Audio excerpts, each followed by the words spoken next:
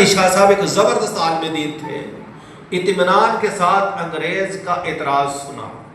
جب اس نے اپنی بات پوری کر لی نا تو فرمایا کیا تم قرآن پڑھنا جانتے ہو؟ اب پادری ہے، انگریز ہے، اور ہمارا حال ہمارے سامنے ہے. پادری کہنے لگا جی ہاں قرآن پڑھنا جانتا ہوں، اور اس وقت بھی میری جیب میں قرآن موجود ہے. کس کا کہنا؟ یہ انگریز پادری کا. اس وقت بھی میری جیب میں قرآن موجود ہے. یہ کہہ کر اس انگریز نے اپنی جیب سے قرآن شریف نکالا، بولا فرمائیے کہاں سے پڑھوں. اب ذرا توجہ کیجیے. سچے عاشق رسول، عالم دین، پیر مہر علی شاہ صاحب رحمت اللہ تعالی علیہ کی علمی شان و شوکت سنیے. فرمایا پادری صاحب قرآن پڑھیے، کہیں سے بھی پڑھ لیجیے. پادری بادب ہو کر بیٹھا، عربی لہجے میں تجویز کے ساتھ قرآن پڑھنے لگا. ذرا اندازہ کیجیے، کافر بندہ ہے، پادری ہے، قرآن کریم کو اپنے ساتھ رکھتا ہے، کافر ہے مگر قرآن کو ادب کے ساتھ پڑھتا ہے، عربی لہجے میں پڑھتا ہے، تجویز کے ساتھ پڑھتا ہے.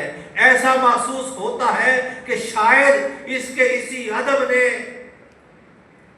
اس کا بیڑا پار کر دیا کہ وہ پیر مہر علی شاہ صاحب کے قدموں میں حاضر ہو گیا. اس کی قسمت اچھی تھی. پادری صاحب نے قرآن پڑھنا شروع کیا. کہنے لگا اعوذ باللہ من الشیطان الرجیم.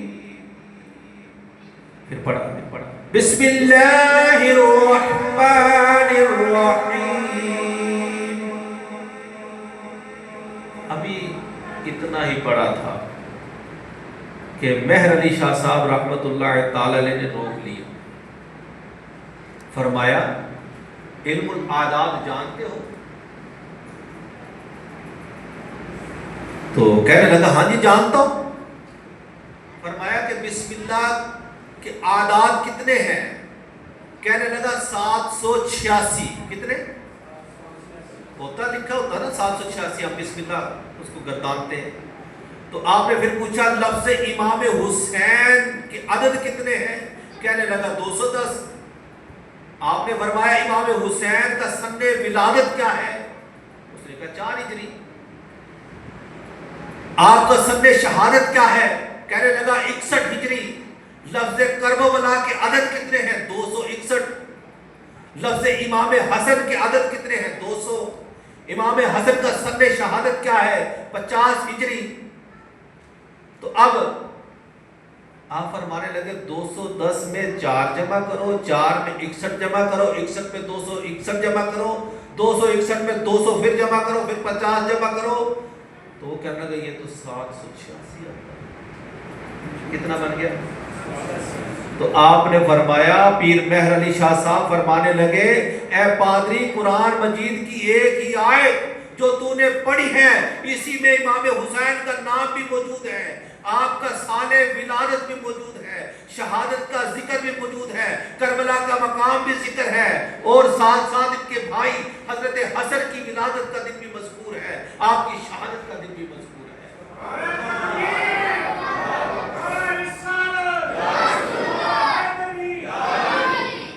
تو محترم اسلامی بھائی، بے ادب گستاخ فرقہ کو سنا دے اے حسن.